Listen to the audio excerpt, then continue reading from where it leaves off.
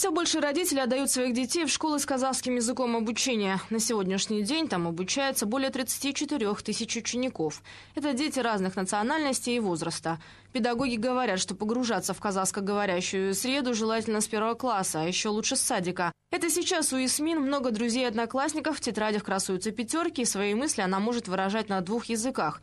А 1 сентября в такие успехи не верил никто, разве что родители и бабушка девочки. Такие мысли появились у меня. Потянет ли она дальше в казахском классе обучаясь, не потянет.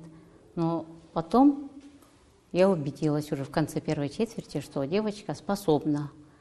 Хорошо говорит она, понимает язык. Но и дома хорошо помогают ей родители. Я сначала не умела тексты пересказывать, а потом научилась. Выбор казахской школы родители Ясмин объясняют не только заботой о будущем, но и тем, что семья у них многонациональная. Среди родственников казахи, русские и татары. Если задают домашнее задание сложное, помогают все. А когда в праздник большая семья собирается за столом, обязательно просят Ясмин сыграть на домбре. Послушать Кию всегда рады и одноклассники.